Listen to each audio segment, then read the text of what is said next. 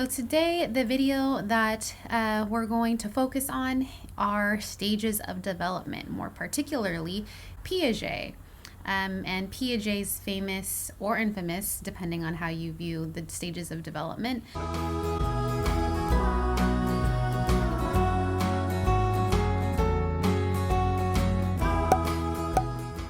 Hello and welcome back to my channel, Mental Health with Melissa. I'm Melissa. I'm a licensed clinical therapist, social worker, clinical supervisor, and PhD psychology research student.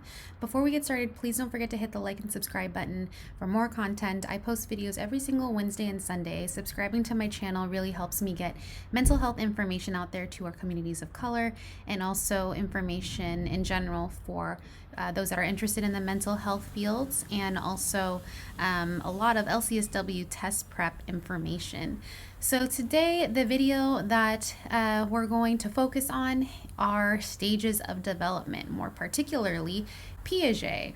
And Piaget's famous or infamous, depending on how you view the stages of development, were in his eyes. Now, the LCSW test will indeed include a question, I'm not sure how many, but definitely a question on stages of development. So you're going to want to know Freud and Erikson. Particularly, Piaget is kind of a challenging one for a lot of people, so I decided to do a test prep question on that today. So if you're interested in learning, please stay tuned. The test prep question. As always, please feel free to pause here so that you can read it and then you can answer it and then compare it to what my answer is, and then see what the rationale behind it was. If you're not familiar yet with the stages of development, then feel free just to go ahead and continue following along, and we can discuss more of the stages in detail in a moment. Okay, Natalie tells her dad she wants to eat and proceeds to describe what type of apple she wants. However, her dad says she should eat the lunch that is already in front of her, and she does not like that viewpoint. Natalie is in which stage of development? A, sensorimotor, B, pre-operational, C, concrete operational, and D, formal operational. So let's break each of these responses down. A, sensorimotor, is between the ages of 0 to 2. So coordination of senses with motor responses and curiosity about the world are really achieved in this stage. Language is used for demands, and object permanence is developed. So at this stage, the baby or the child is really starting to understand that things exist even when they're not in the picture. So for example, with Natalie, she understands that the apple is something that she wants. She understands that she doesn't have it and she doesn't see it, but she knows what it is and she's describing it. So it seems that she has either surpassed this stage, a sensorimotor, or she's currently in it.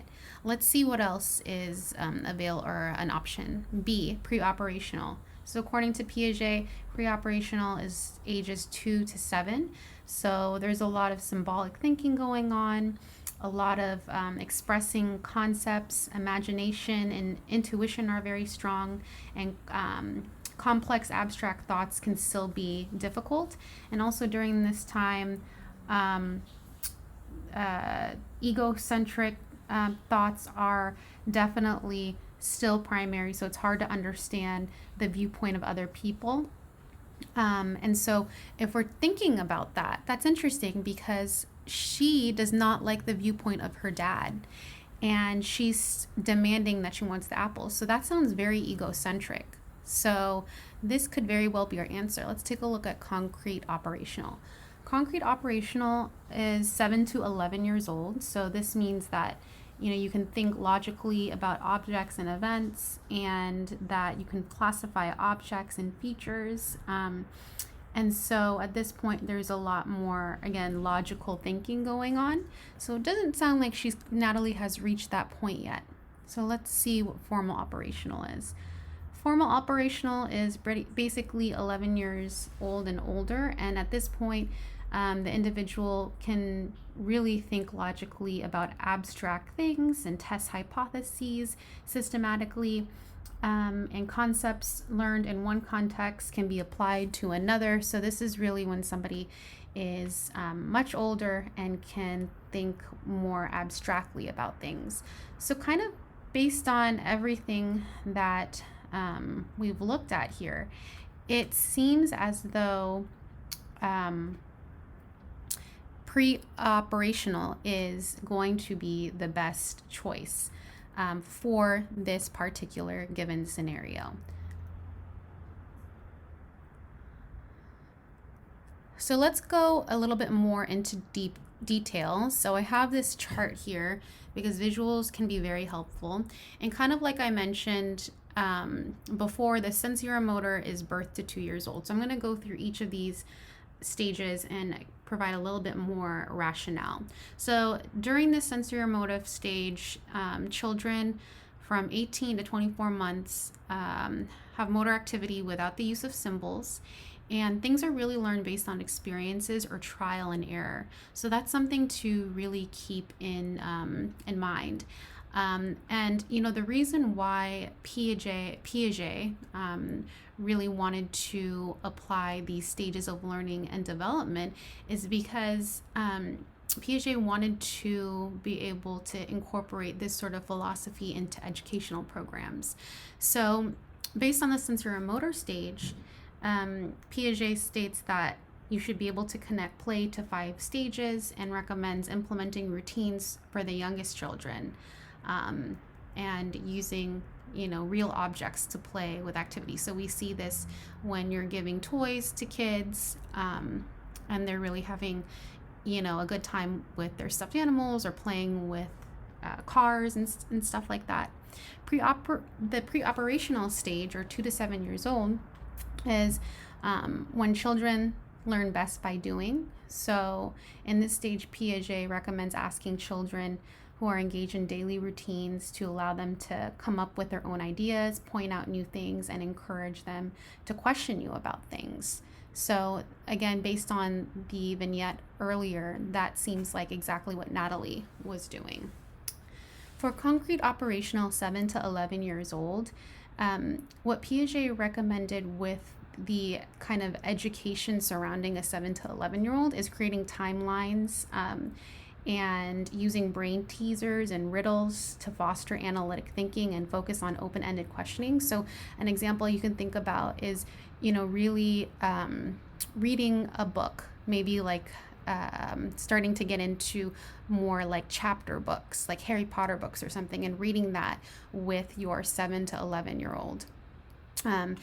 And lastly, with formal operational 11 and up, one of the recommendations is to explore hypothetical situations for children in this age range. So for example, if talking about history of, you know, the United States of America, that have come up, and discuss other issues that have like divided the country, and exploring different types of hypothetical situations. So those are examples that you can think of that may be in vignettes, and may ask on the test, may ask you to define and identify which one of these stages is a part of that, you know, sort of thinking or stage. So I hope that you found that helpful. If you have any questions about that, please don't hesitate to leave them in the comments section below. The next video will be on research questions, so validity questions. That was a request from somebody in one of the comments, and it's definitely a challenging one. I'm actually currently in a research class for my PhD. And so although it's very fresh in my mind right now, applying the concepts still have been quite a challenge, but I will do the best that I can in explaining them. Until next time, don't forget, managing mental health matters.